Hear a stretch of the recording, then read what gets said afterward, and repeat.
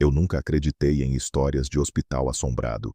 Trabalhei 7 anos como enfermeiro em 3 instituições diferentes, sempre no turno da noite, e nunca tinha visto nada que não pudesse ser explicado pela lógica ou pela exaustão de plantões de 12 horas. Mas o que aconteceu no Hospital São Benedito, entre novembro e dezembro de 2019, mudou completamente minha perspectiva sobre o que é real.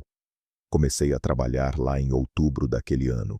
O hospital era antigo, construído nos anos 60, mas bem mantido. Fui designado para a ala D, no terceiro andar, a ala de cuidados paliativos. Não era minha primeira vez lidando com pacientes terminais, então achei que seria apenas mais um trabalho. O salário era bom, os colegas pareciam competentes, e a estrutura, apesar de antiga, era funcional. Minha supervisora era a enfermeira-chefe Margarete, uma mulher de uns 50 anos, que trabalhava ali havia mais de 20. Logo no primeiro dia, enquanto ela me mostrava as instalações, notei algo estranho. Quando passamos pelo quarto 304, ela abriu a porta, olhou para dentro por alguns segundos, com uma expressão que não consegui decifrar, e então fechou rapidamente. "Este quarto fica fechado", ela disse sem me olhar nos olhos. "Problemas estruturais. Não entre aqui." Achei estranho, porque da porta não dava para ver nenhum problema óbvio. O quarto parecia normal, com a cama arrumada e tudo no lugar. Mas não questionei. Era meu primeiro dia. A rotina do turno da noite era tranquila nas primeiras semanas. Eu entrava às 19 horas e saía às 7 horas. A ala D tinha capacidade para 20 pacientes, mas raramente estava cheia. Naquela época, tínhamos 14 pessoas internadas. Meus colegas de turno eram o técnico de enfermagem Carlos e a enfermeira Adriana. Havia também um segurança, o seu Romão, que fazia rondas pelo prédio a cada hora. As primeiras semanas foram normais. Aprendi os procedimentos, conheci os pacientes, entendi a dinâmica do lugar. A ala D era silenciosa demais para o meu gosto. Aquele tipo de silêncio pesado que você encontra em lugares onde a morte é uma visitante constante. Mas eu estava acostumado com isso. Foi na terceira semana que comecei a notar as coisas. Tudo começou com a senhora do quarto, 312, Dona Alzira.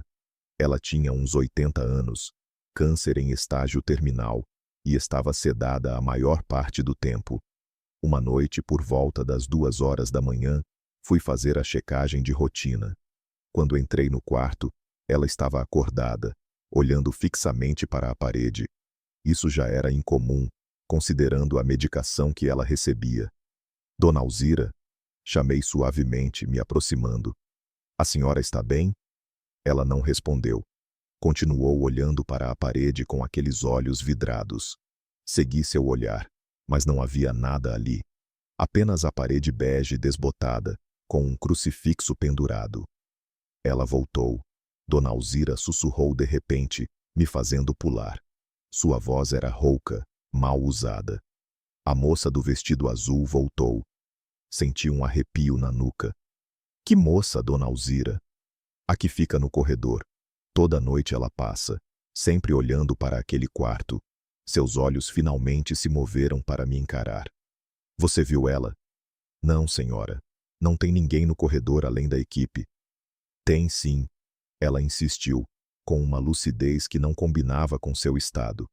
"Ela está sempre aqui, procurando algo, ou alguém." Medi seus sinais vitais, ajustei sua almofada e tentei acalmá-la. Atribuí o episódio aos efeitos da medicação ou à confusão mental comum em pacientes terminais. Mas quando saí do quarto, peguei-me olhando pelo corredor com mais atenção do que o normal.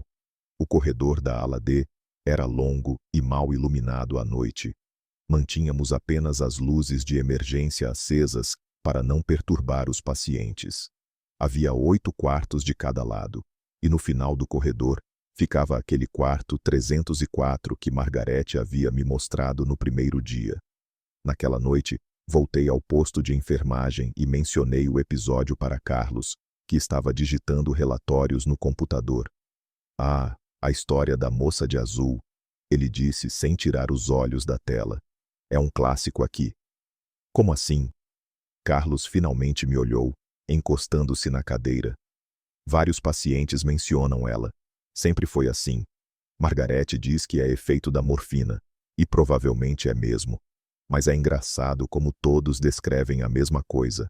Uma mulher jovem, de vestido azul, andando pelo corredor à noite. E o quarto 304? Ele hesitou. O que tem ele? Por que está fechado? Problemas estruturais. Respondeu rápido demais. É o que dizem.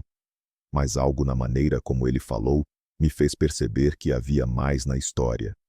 Nas noites seguintes, comecei a prestar mais atenção e notei um padrão perturbador. Entre 2 horas e 3 horas da manhã, pelo menos 3 ou 4 pacientes chamavam a enfermagem, sempre reclamando de terem visto alguém no corredor, ou de ouvirem passos, ou simplesmente se sentindo observados. Sempre no mesmo horário. Uma semana depois do episódio com Dona Alzira, eu estava sozinho no posto de enfermagem por volta das 2h30 da manhã. Carlos tinha ido ao depósito buscar material, e Adriana estava em outro andar ajudando com uma emergência. O corredor estava silencioso, apenas o zumbido baixo do ar-condicionado e os bips ocasionais dos monitores. Foi então que ouvi passos. Não eram os passos pesados de sapatos de segurança do seu Romão, nem o arrastar de chinelos de pacientes. Eram passos leves, femininos, vindo do final do corredor. O som de saltos baixos no linóleo do piso. Levantei-me imediatamente, o coração acelerado. Tem alguém aí? Chamei. Os passos pararam. Peguei minha lanterna e caminhei pelo corredor, checando cada quarto. Todos os pacientes estavam dormindo, ou em seus leitos. Não havia ninguém vagando.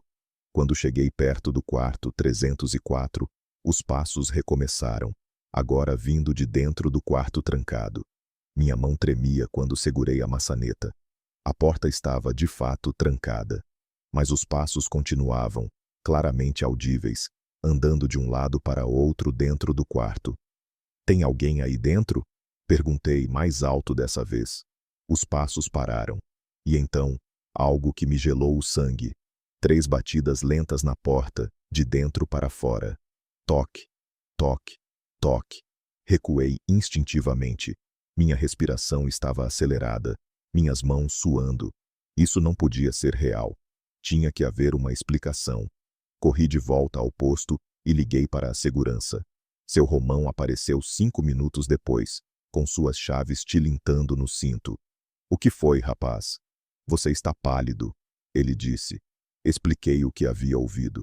Ele suspirou pesadamente, como se já esperasse algo assim. Vou abrir o quarto, ele disse. Mas você precisa entender uma coisa. Não vai encontrar ninguém. Como assim? Apenas venha.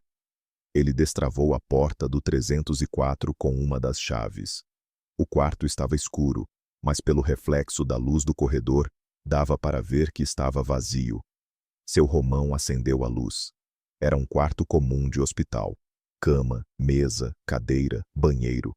Tudo arrumado, limpo, mas havia uma camada fina de poeira nos móveis, indicando que ninguém usava aquele espaço havia tempo. O que me chamou a atenção foi a sensação. O quarto estava gelado, muito mais frio que o corredor, e havia um cheiro estranho no ar. Não era exatamente ruim, mas era pesado, como flores velhas misturadas com algo medicinal. Não há ninguém aqui, seu Romão disse olhando ao redor. Nunca há, mas eu ouvi passos, batidas na porta. Eu sei, outros também ouviram. Ele me encarou seriamente. Você quer saber por que este quarto fica fechado? Assenti. Há 4 anos uma paciente morreu aqui. Fernanda Cristina, 28 anos, leucemia. Ela estava em tratamento há 2 anos, mas quando chegou aqui, já não havia mais nada a fazer. Ele caminhou até a janela, olhando para fora. Era uma moça bonita, sempre bem arrumada, mesmo doente.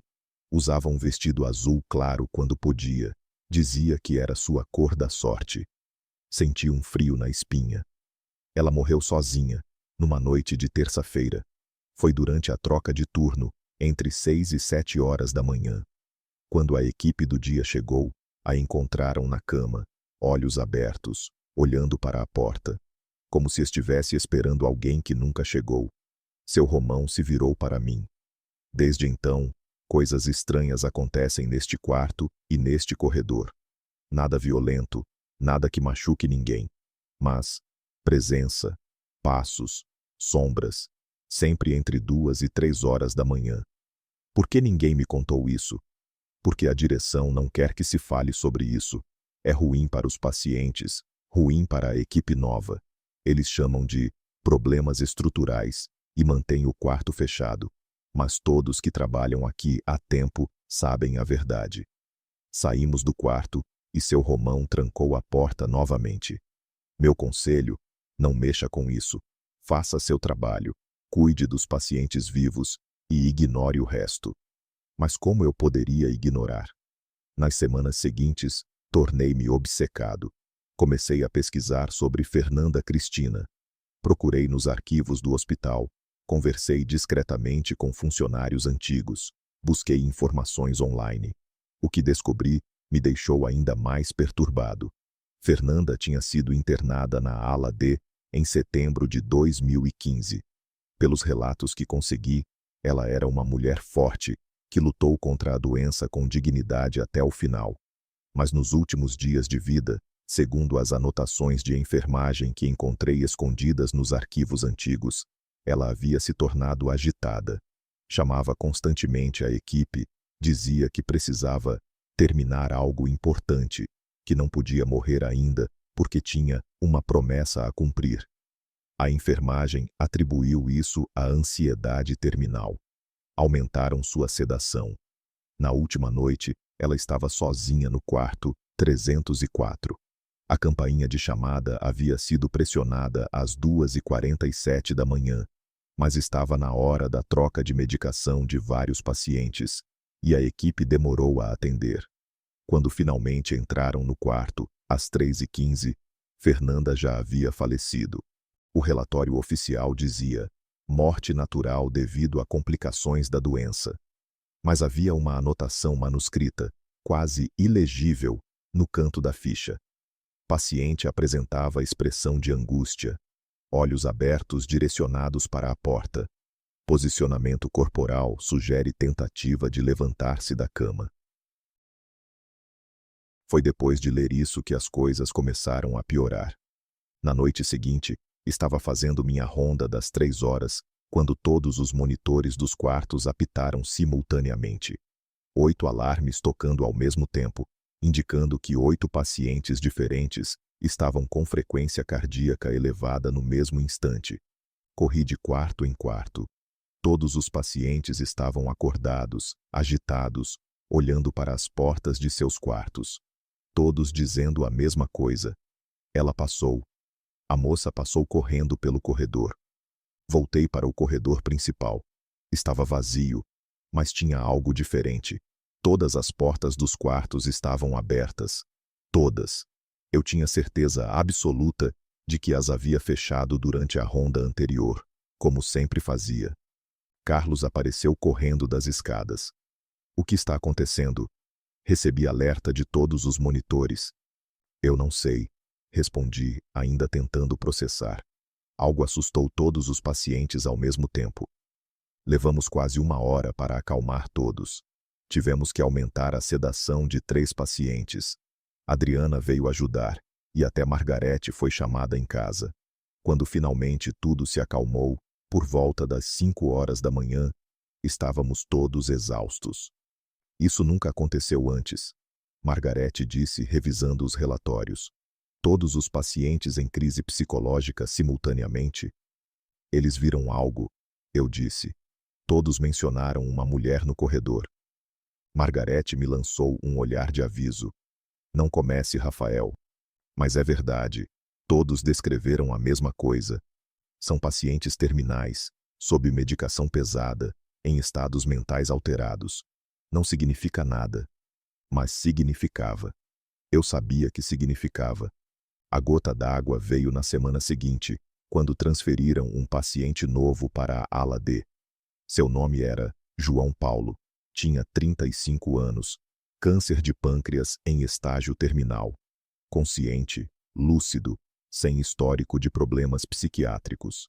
Ele foi colocado no quarto 308, diagonalmente oposto ao 304. Na primeira noite dele na ala, por volta das 2:30 da manhã, sua campainha tocou insistentemente. Quando entrei no quarto, ele estava sentado na cama, apontando para a porta.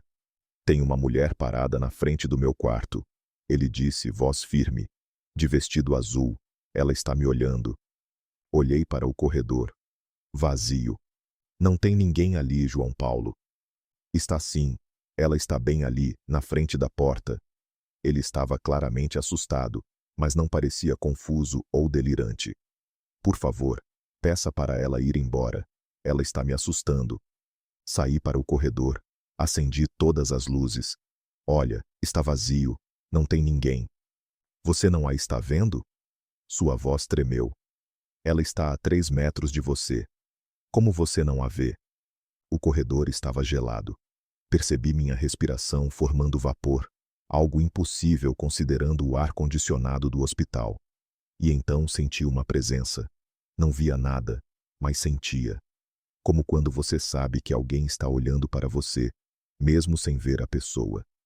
Lentamente, virei-me para onde João Paulo estava olhando.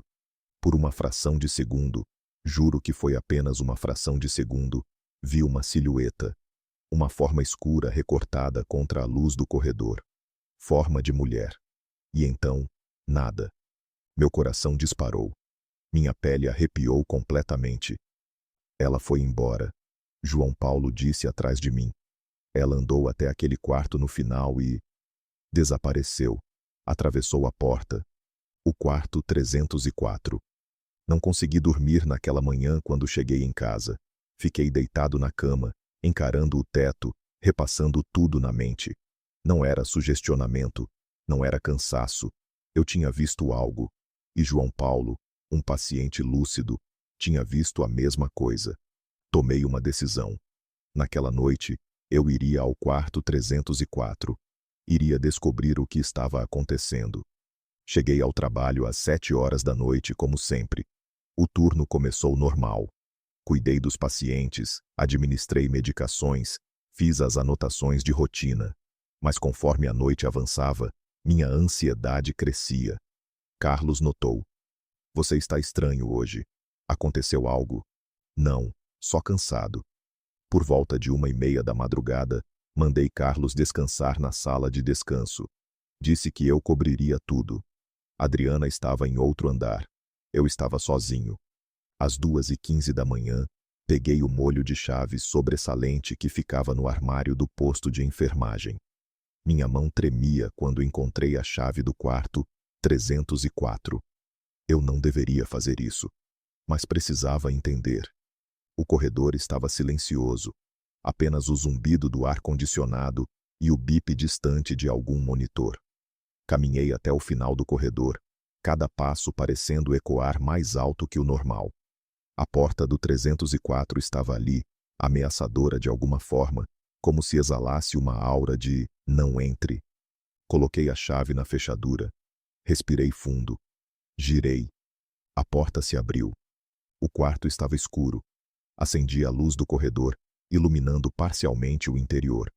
Tudo parecia normal. Cama, mesa, cadeira. Mas o ar estava pesado, gelado, carregado de algo que eu não sabia nomear. Entrei. A porta se fechou atrás de mim com um clique suave. Meu coração pulou, mas me forcei a manter a calma. Estava apenas nervoso. Procurei o interruptor na parede, acendi a luz do quarto. Tudo estava como da última vez que seu Romão havia me mostrado. Poeira nos móveis. Cheiro de flores velhas. Frio excessivo. Caminhei pelo quarto, sem saber exatamente o que procurava. O que eu esperava encontrar? Um fantasma sentado na cama? Uma mensagem escrita na parede? Foi quando vi a gaveta da mesa de cabeceira entreaberta. Aproximei-me devagar. A gaveta estava de fato aberta, apenas alguns centímetros. Podia ser normal. Talvez o último funcionário a limpar o quarto tivesse deixado assim. Mas algo me dizia para abrir completamente. Puxei a gaveta. Dentro, havia um pequeno caderno azul claro, capa dura, um pouco desgastado. Nada mais. Apenas o caderno. Peguei-o com mãos trêmulas. Na primeira página, escrito em letra feminina e caprichada, Fernanda Cristina, diário. Meu sangue gelou. Folheei as páginas. Eram entradas de diário, datadas de setembro a novembro de 2015. Os últimos meses de vida de Fernanda. Li algumas entradas aleatórias. 15 de setembro de 2015. Hoje fui internada na ala D. O Dr. Mendes disse que é só para controle da dor. Mas eu sei o que isso significa. Não há mais tratamento. Mas está tudo bem. Eu fiz as pazes com isso. Só preciso ter certeza de que a Júlia vai ficar bem. Júlia. Quem era Júlia? Continuei folheando. 23 de outubro de 2015. A Júlia ainda não veio me visitar. Já faz 3 semanas. Ligo todo dia, mas ela não atende. Mamãe diz que ela precisa de tempo. Mas eu preciso vê-la. Preciso pedir perdão. Preciso que ela saiba que eu sempre amei ela, mesmo quando falhei como mãe. Fernanda tinha uma filha. Pulei para as últimas entradas. 10 de novembro de 2015. Estou cada vez mais fraca. Os médicos aumentaram minha morfina. Está ficando difícil ficar acordada. Mas eu não posso ir ainda. Não sem ver a Júlia. Só mais um dia. Só mais uma chance. 14 de novembro de 2015. Liguei de novo. Ela atendeu. Eu implorei para ela vir. Só uma vez. Uma última vez. Ela disse que viria amanhã. Finalmente. Eu vou esperar. Vou ficar acordada. Vou esperar por ela. Aquela foi a última entrada. Verifiquei a data da morte de Fernanda nos registros que havia pesquisado. Ela morreu em 15 de novembro de 2015, às 3 horas da manhã. Júlia nunca veio. Fernanda morreu esperando por ela. Fechei o caderno devagar, sentindo um peso imenso no peito. Não era terror o que eu sentia naquele momento. Era uma tristeza profunda, devastadora. Uma mulher havia morrido sozinha, esperando por uma filha que nunca apareceu. E agora, 4 anos depois, ela ainda estava aqui, ainda esperando. Foi então que senti aquela presença, mais forte que nunca. Não ameaçadora, mas presente, real, impossível de ignorar. Virei-me lentamente. Ela estava ali, não como uma aparição translúcida de filme, não como uma sombra vaga. Ela estava ali, sólida, real, como qualquer pessoa viva. Uma mulher jovem, magra, pele pálida, cabelos castanhos presos num rabo de cavalo, vestindo um vestido azul claro hospitalar. Olhos fundos, cansados, tristes. Fernanda. Ela estava de pé perto da porta, me observando. Não com raiva ou malícia. Apenas observando, esperando. Minha voz saiu em um sussurro rouco. Fernanda? Ela não respondeu. Apenas continuou me olhando com aqueles olhos tão tristes que doíam de ver. Você está esperando por ela. Eu disse, não era uma pergunta. Por Júlia. Algo mudou em sua expressão. Um reconhecimento. Uma confirmação silenciosa. Ela não veio. Continuei, segurando o caderno. No dia que você marcou, ela não veio. Fernanda baixou os olhos. Seus ombros caíram levemente. Um gesto tão humano, tão vivo, que era impossível acreditar que estava vendo um espírito. Não sei o que me deu coragem, ou loucura, para o que fiz em seguida. Eu vou encontrá-la, disse, surpreendendo a mim mesmo. Vou encontrar Júlia. Vou dar um jeito de trazer ela aqui ou pelo menos passar sua mensagem. O que você precisava dizer a ela? Fernanda ergueu os olhos para mim, e pela primeira vez, vi algo além da tristeza neles. Esperança. Ela deu 2 passos em minha direção. O quarto ficou ainda mais frio. Pude ver minha respiração formando vapor. Ela estendeu a mão, apontando para o caderno que eu segurava. Você quer que eu leia? Perguntei. Ela assentiu. Abri o caderno novamente, procurando uma mensagem específica, e encontrei na contracapa, escrito em letra trêmula, como se tivesse sido feito com muito esforço.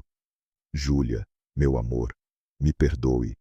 Perdoe por todas as vezes que coloquei minha doença na frente de você. Perdoe por não ter sido a mãe que você merecia nos últimos anos. Mas saiba que cada dia, cada segundo, eu pensei em você. Você foi a melhor coisa que já aconteceu na minha vida. Eu te amo. Sempre te amei. Sempre te amarei. Mãe. Quando terminei de ler, lágrimas escorriam pelo meu rosto. Olhei para cima. Fernanda tinha desaparecido. Levou 2 semanas para eu encontrar Júlia. Usei o sobrenome de Fernanda dos registros hospitalares. Procurei em redes sociais. Fiz ligações. Finalmente a encontrei. Júlia Cristina Souza, 25 anos, morando em outra cidade, a 200 quilômetros dali. Quando liguei, ela foi educada, mas distante. Disse que não queria falar sobre a mãe, que aquilo era passado. Mas eu insisti. Disse que tinha algo que pertencia a Fernanda e que precisava entregar pessoalmente. Ela concordou em me encontrar em uma cafeteria, em seu horário de almoço. Quando chegou, reconheci traços de Fernanda nela. Os mesmos olhos, o mesmo formato do rosto. Mas Júlia era mais dura, mais fechada. Carregava mágoa visível nos ombros tensos. Sentamos, e ela foi direta ao ponto. O que você quer? Coloquei o caderno azul sobre a mesa. Isso pertencia à sua mãe. Ela escreveu para você. Júlia olhou para o caderno, mas não o tocou. Como conseguiu isso? Eu trabalho no hospital onde ela passou seus últimos dias. E por que está me trazendo isso agora, depois de 4 anos? Porque eu acho que ela gostaria que você lesse. Empurrei o caderno mais para perto dela. Especialmente a última mensagem, na contracapa. Júlia hesitou, então pegou o caderno com relutância. Abriu na contracapa. Leu a mensagem. Vi quando seu rosto começou a mudar.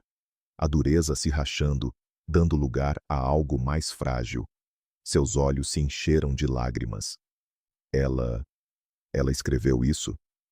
Sim. Era o que ela queria dizer a você. O que ela esperava poder dizer pessoalmente. Eu não fui. Júlia sussurrou, voz quebrando. No último dia, ela ligou, pediu para eu ir, e eu estava com tanta raiva. Raiva dela ter ficado doente, raiva de tudo que a doença nos roubou, raiva de estar perdendo ela. Então eu não fui. Pensei que teria outro dia, mas não tive. As lágrimas caíam livremente agora. Quando ligaram do hospital dizendo que ela tinha morrido, eu não consegui perdoar a mim mesma. Como eu fui me perdoar por não ter estado lá, por não ter me despedido? Ela te perdoou. Eu disse suavemente. Ela só queria que você soubesse que ela te amava. Isso era tudo. Júlia abraçou o caderno contra o peito, soluçando. Fiquei ali, em silêncio, enquanto ela deixava sair anos de culpa e dor represadas. Depois de alguns minutos, ela se acalmou. Obrigada, disse voz rouca, por me trazer isso. Obrigada por não deixar isso se perder. Ela estava esperando por você, eu disse sabendo como soava louco. De certa forma, ela ainda está. Júlia me olhou confusa. O que você quer dizer? Vai até o hospital. Pedi. Até a ala D, até o quarto 304. Leve o caderno. Leia a mensagem em voz alta. Diga o que você precisa dizer. Eu acho que isso vai ajudar. Vocês duas. Ela me observou por um longo momento. Você acredita em fantasmas? Eu acredito em coisas não resolvidas, respondi. E acredito que amor e arrependimento são forças poderosas. Poderosas o suficiente para manter alguém preso. Júlia foi ao hospital na semana seguinte. Arranquei para que ela pudesse visitar o quarto 304 por alguns minutos, dizendo que era importante para o fechamento de um processo familiar. Margarete não gostou, mas cedeu. Eu estava no posto de enfermagem quando Júlia chegou, às 21 horas de uma quinta-feira. Acompanhei-a até o quarto 304. Abri a porta e acendi as luzes. Você quer que eu fique? Perguntei. Não, ela disse. Eu preciso fazer isso sozinha. Fechei a porta, deixando-a lá dentro. Voltei ao posto, mas fiquei observando o corredor. Júlia ficou ali por 20 minutos. Não ouvi nada do lado de fora. Apenas silêncio. Quando ela saiu, seu rosto estava em paz. Tranquilo de uma forma que não estava antes. Ela se aproximou de mim. Obrigada. Disse simplesmente. Eu senti, não sei explicar, mas senti que ela estava ali, que ela me ouviu e que está tudo bem agora. Ela foi embora, levando o caderno com ela. Naquela noite, por volta das 2:30 da manhã, estava fazendo minha ronda quando percebi algo diferente. O corredor estava leve. Não havia mais aquela sensação de peso, de presença constante. A temperatura estava normal. O silêncio era apenas silêncio, não carregado de expectativa. Parei na frente do quarto 304. A porta estava entreaberta. Tinha certeza de que havia trancado após a visita de Júlia. Empurrei-a devagar. O quarto estava diferente. Não conseguia identificar exatamente o que era, mas a atmosfera havia mudado. Já não era opressivo, gelado, pesado. Era apenas vazio. Um quarto normal de hospital. Acendi as luzes. Tudo estava em ordem. Mas sobre a cama, perfeitamente dobrado, estava um vestido azul claro. Aproximei-me devagar. Era o vestido hospitalar que Fernanda usava. O mesmo que eu a havia visto usando naquela noite. Toquei o tecido. Estava quente, como se alguém tivesse acabado de tirá-lo. E sobre ele, havia uma única flor branca. Um lírio. Não havia lírios no hospital. Não havia flores em lugar nenhum da ala D. Peguei a flor com cuidado. Era real, fresca, com gotículas de orvalho nas pétalas. E então, entendi. Era um presente, uma despedida, um agradecimento. Ela havia ido. Finalmente. Senti lágrimas nos meus olhos, mas desta vez eram lágrimas de alívio, de paz. Segurei a flor e sussurrei para o quarto vazio. Descanse agora, Fernanda. Você pode descansar. O ar pareceu suspirar ao meu redor. E então, apenas silêncio. Isso aconteceu há quase 6 anos. Desde aquela noite, nunca mais houve relatos de atividade estranha na ala D. Os pacientes pararam de mencionar a mulher de vestido azul. Os alarmes pararam de disparar simultaneamente. O quarto 304 foi reaberto 6 meses depois, reformado, e agora é usado normalmente. Às vezes ainda recebo mensagens de Júlia. Ela diz que tem sonhos com a mãe, mas são sonhos bons, pacíficos. Sonhos em que Fernanda está sorrindo, acenando, dizendo que está bem, que está feliz. Eu guardei aquela flor. Pressionei-a em um livro, preservei-a. Às vezes olho para ela e me lembro daquela noite, do medo que senti, mas também da compaixão. Porque no final, não era uma história de terror. Era uma história de amor. O tipo de amor que transcende a morte, que recusa-se a partir até ter a certeza de que foi compreendido. Fernanda não estava assombrando o hospital. Ela estava esperando. Esperando por uma última chance de dizer à filha que a amava. Esperando por perdão, por fechamento, por paz. E quando finalmente conseguiu, ela partiu. Continuo trabalhando em turnos noturnos. Já passei por outros hospitais desde então, outros corredores silenciosos, outras alas onde a morte é uma presença constante. E aprendi algo importante. Às vezes, o que chamamos de assombração é apenas alguém que ainda tem algo a dizer. Alguém que não pode descansar enquanto houver palavras não ditas, amor não expresso, despedidas não realizadas. A morte não é o fim de tudo. Às vezes, é apenas uma pausa, uma espera, um corredor silencioso onde alguém permanece, esperando que a pessoa certa Apareça para ouvir o que precisam dizer. E se você trabalha à noite, em lugares onde a vida e a morte se encontram, aprende a reconhecer essas presenças. Não com medo, mas com respeito, porque todos nós, no final, queremos a mesma coisa: ser ouvidos, ser lembrados, ser amados. Fernanda me ensinou isso.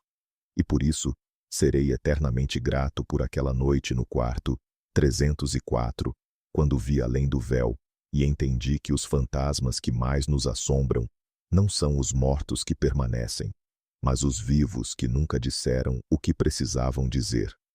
Há alguns meses, recebi uma carta de Júlia. Dentro do envelope havia uma foto e uma pequena nota. A foto mostrava um túmulo bem cuidado, com flores frescas. A lápide dizia: Fernanda Cristina Souza, 1987 a 2015, mãe amada, sempre em nossos corações. A nota dizia: Rafael, eu me casei no mês passado. Levei o vestido da mamãe para a cerimônia, o vestido azul que você deixou sobre a cama naquela noite. O costureiro conseguiu transformá-lo em algo lindo. Usei ele sob meu vestido de noiva, perto do coração. Era como se ela estivesse ali comigo, no dia mais importante da minha vida. Obrigada por nos dar essa chance de nos despedirmos. Obrigada por não ter medo de fazer o que era certo. Você deu paz para nós duas. Júlia. Segurei a carta por muito tempo, olhando para a foto do túmulo florido. E então, guardei-a junto com a flor prensada, lembretes de que às vezes, no meio da escuridão dos turnos noturnos e dos corredores vazios, podemos ser instrumentos de algo maior. De cura, de amor, de paz. O quarto 304 agora abriga pacientes que vêm e vão. Às vezes passo por ele durante minhas rondas, quando visito o Hospital São Benedito para cobrir colegas de folga. E sempre que passo, faço uma pausa. Coloco a mão na porta e sussurro baixinho: Obrigado, Fernanda. Porque ela me ensinou que o verdadeiro terror não está nos fantasmas ou nas almas penadas. O verdadeiro terror está em morrer com palavras não ditas, em deixar este mundo com o coração ainda carregado de mensagens não entregues, de amores não expressos. Ela me ensinou que às vezes, o maior ato de coragem não é enfrentar o sobrenatural, mas simplesmente ouvir o que os mortos ainda precisam dizer aos vivos. E por isso, toda vez que um paciente me conta sobre presenças estranhas, sobre vultos no corredor, sobre sensações inexplicáveis, eu não descarto imediatamente como delírio ou efeito medicamentoso. Eu escuto, eu observo, eu tento entender.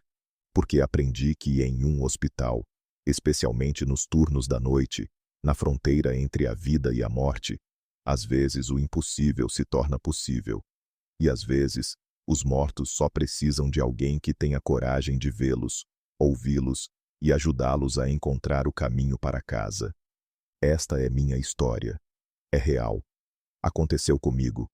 E mudou para sempre a forma como vejo a vida, a morte e tudo o que pode existir no espaço silencioso entre elas. Se você trabalha à noite, em hospitais ou outros lugares onde a morte é familiar, talvez você também já tenha sentido isso. Essa presença, essa sensação de que há mais do que podemos ver. Se sentir, não tenha medo. Tenha compaixão. Porque no fim, todos nós somos apenas almas tentando encontrar paz. Alguns de nós só precisam de um pouco mais de tempo e de alguém disposto a ouvir, para finalmente conseguir descansar.